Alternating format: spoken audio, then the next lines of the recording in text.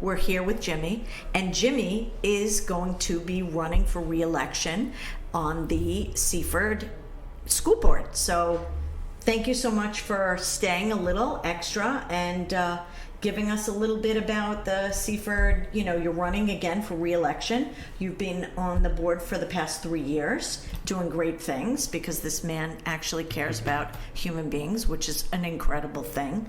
So what is it that you've done on the school board so far that you want to really continue to do? Well, thanks for having me again. Oh my God, it's my pleasure. And so we've done a lot at Seaford. We have a great initiative going on called the Seaford Scholars, which I've been a part of as it's watching it grow. Our administrators, our teachers, our aides have been phenomenal at getting this great program together, which is really tying in a lot of the social emotional learning part. Which is so neglected in a lot of districts, They're always on about the scores. When we're raising, or supposed to be raising, happy, healthy, well-rounded human beings. We're making productive citizens for our future, and that's really the goal here. And for me, the board really gives me the front row ticket to really being involved, having some kind of maybe like not such a great impact, but every little impact matters. I think it's a great impact. Yeah, I think it's important that we all do our part. And really just try to give back as much as we can. And honestly, I enjoy it. I think it's a great honor to be a part of the district, especially with how things are progressing. The last 3 years, we've done phenomenal building improvements. We have new roofs being added to all our buildings without going to bond, without adding money to our taxpayers. That's amazing. We've done a real good job at really making sure that we're fiscally responsible. Love that. And keeping education at the forefront, and I think that's important. It really is. No, that's great. So what are some things that that you changed personally, that you kind of brought into the district with, your leadership there? So as a business owner for 21 years and in the leadership role for at least 30 years, I really just always have been in the concept of never stop learning. Getting into the board really opened my eyes to I should really be practicing what I preach. So back in October of 2025, I decided to finish my bachelor's degree. Graduated, actually 2024 October I started, 2025 December I graduated with my bachelor's. Congratulations. Thank you. And then I said, let's just keep going. So January of this past year, I started my master's and my MBA for business. So I felt like that was a big step I didn't think I was going to do, but kind of feeling that momentum after 20 years of a break, not going to college. I was let's just keep going. And working full time. I mean, and giving back to the community. And in shape. So obviously, it has time for the gym and eating right. That's also another thing. That's important. What a role model you are for your children and for the community. It's really incredible. Thank you. Yeah, I appreciate that. And I think it's important in general to just lead by example. I know that it's not something we can all do, but we all, even just giving a little bit of inspiration to someone makes me feel better about what I'm doing, the hard work you put into it. There's really there's no limit except for what I put on myself, and I don't have much of a limit. I think my wife thinks I'm a little crazy sometimes because she doesn't know how I get it done, but organization is key. Oh yeah. Just really trying to find time to do those things. I coach travel baseball. Coaching too. Yeah, I try to be very involved, and well-rounded is really the way to do it. It's just from a mental, physical, aspect. You just want to be rounded well enough and do important things. The schools, the kids, they're so important. Every decision I make, every thought I have is rooted in what's in the best interest of all kids, not just my own. Right. And that's so critical because there's so many people that just function from, I want to get my kid extra time on a test. I want to get my kid, to be, diagnosed with this so that they can benefit in this way. It's incredible how selfish some people can be. So thank you so much, As someone with ADHD and also dyslexic, it's not the easiest thing in the world to be organized and stay focused and keep all the balls in the air, or the plates in the air without dropping them. So it's always incredible when I get to meet someone that can kind of master that and look to them as Master's strong. There's a lot of work involved, but you're doing well because you still, as a teacher, art teacher, former art teacher, and doing business here. Yeah. I think it's just important to never even doubt what we can do. Oh, definitely. Right? So like you have fake it till you make it. Is strong willpower. Oh yeah. And just true focus and vision. I think that's important. We all need that, and I think once our kids start to see that, then they start believing it, and we give them the model that they need to really kind of look at, that they hope to look at, because I feel like kids sometimes don't know where to go. Yeah, it's true. So I think if we can really kind of just give them more to see and more possibilities to reach, I think we're in good shape. That's great. It's also interesting because, it ties into what you do in doing a super move, because you're really so organized and you're able to look at each move individually and what the needs are for this specific person, and, not put, it's kind of like us. We'll sell a $200,000 apartment or a $2 million property. We're going to put the same exact formula on it of being on top of it, following up, keeping everything on track, making sure everyone's okay, that the deal's going to go through. Same thing. You may get paid differently at the conclusion of each, but we put we put the same amount of effort into each. So it's nice to know that you look at all the population of learners in that way, like you do in the moves, in that, you're not putting only, a certain energy on one group of the population in the schools.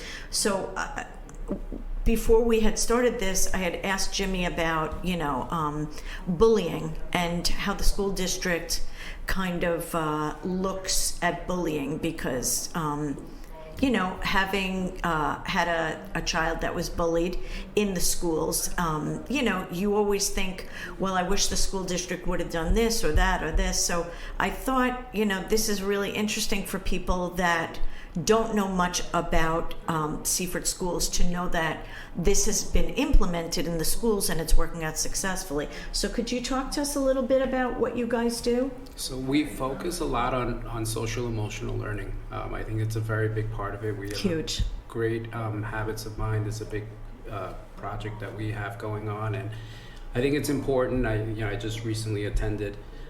Seaford was hosting multiple school districts coming in and learning what Seaford does, and how we build our Seaford Scholar program, our Habits of Mind program. And I thought that was very, when I was asked if I wanted to attend, I was like, why would I not? I would love this. And, and I had the time, and I was like, what, I want to know more. Yes, it's something that the board brings up, but it's one thing to say we're going to do it. It's a whole other to really understand what we're doing. And to continue with it and do it and implement it and make it successful. Yeah, we have a lot of teachers that devote a lot of time to build a curriculum that works. I saw firsthand. I got to really jump in each building with administrators and the building principals and stuff to really kind of see what each school is doing from an elementary to middle school to high school level, and how they bring all of that together, our Seaford Scholar trades together, to really make these kids literally bleed these scholar traits. I mean, like literally every single thing they do is rooted around our traits, and it's amazing what we're doing. So I would encourage anybody to take a look at what Seaford is doing. It's not just a pitch.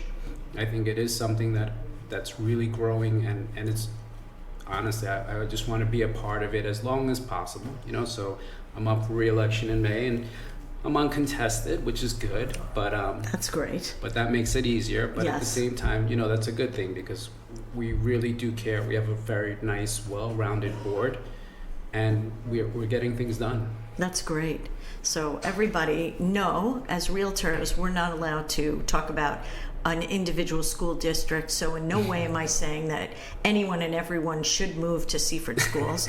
And I like to, no, because we're not allowed. It's called steering. So Yeah, for sure. I don't steer, but the way that I choose to educate anyone that asks me about school districts is I always tell them to go to nysed.gov and look up district report cards. Absolutely. And I think it's very interesting because, you know, a lot of times you can look at numbers like I've had buyers say to me, well, I only want X elementary school because they have the highest scores. And I said, but you don't know the population.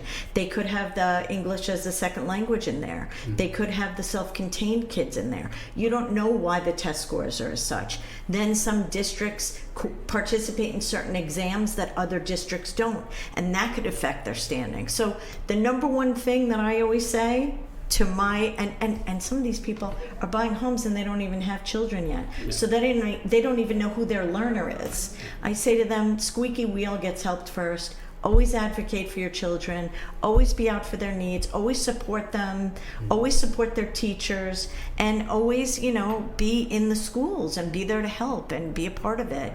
So that goes for any and every school district and any and every buyer or seller or someone looking for a great school district. You know, there's kids that get into all the Ivy Leagues and they come from communities that are not wealthy. And, you know, a lot of that has to do with being driven, and a lot of it has to do with the support that they get from their teachers and at home. So really, Yeah, and I'll also add to that. Prior to being on the board, I was on the PTA board for 4 years on their executive board, and that's another missed opportunity for some parents who think that PTAs are not really, you know, there's like a stigma sometimes, and I feel like that what everyone should realize is that PTAs are parents, not moms. It's not the MTA. The dads being involved, it's a very big part of it. There weren't many dads when I was involved. There are now. There are other dads on That's the boards great. now doing more things, and I think that it's great for the kids to see that. I think it's good, and these organizations really spend a lot of time to really add on to what the schools are doing. It's not just, you know, parties and you know, things like that. There are actual real initiatives, fundraising that they do to really make these experiences even better for the kids. So I think it's there's a lot going on in every community. And sometimes when you're moving, I mean, take a look at what's going on in the PTAs. You'd be amazed what's going on in there. and not just that, but I always tell people, you know what, call the superintendent's office, ask to speak to, like when I was moving from Westchester to Long Island, and I was a prior teacher. So I called up the school and I said, hi, my daughter's going to be moving into second grade. And the lead teacher for second grade called me. I said, these are my concerns. They said, don't worry about it. And I felt much more comfortable going in. So you can really go and speak directly when you're in that process. Go to the superintendent's office, call the Office of Curriculum and Instruction, or, you know, their special ed if you have a kid with, you know, needs or an IEP, or, you know, has gotten EI, early intervention, you know. So, you know, there's really things you can do. If you sit back and just wait for things to happen, you know, you just can't, you can't make things happen just sitting stagnant, you know. It's like anything that you can imagine. You can't manifest it. It's just not going to happen unless you do some action along with that manifestation. We love engaged parents. I could tell you that right now. That's the one biggest thing, I think, as you did when you're reaching out to the district before moving in. That just shows your commitment, and the commitment matches what the school districts are likely willing to give if we know that we have that from the parents. Yeah, it's great. So thank you so much for coming, Jimmy, and we wish you luck, even though you don't need any. It sounds like it's in the bag. Yeah. But thank you so much for everything that you do for anywhere from seniors to these children, and helping everyone, your family, everybody. Thank you so Appreciate much for being such a good human being Thank you. and making Long Island a great place to live. Love it. So thank you for being on Everything Long Island. And as you see, we love to talk about everything Long Island, from homes to educations to moves to seniors to dementia to pickleball. And we hope to see you soon. So get out and vote in your district on the 19th. Very important. Thanks so much for coming Thank you. and watching.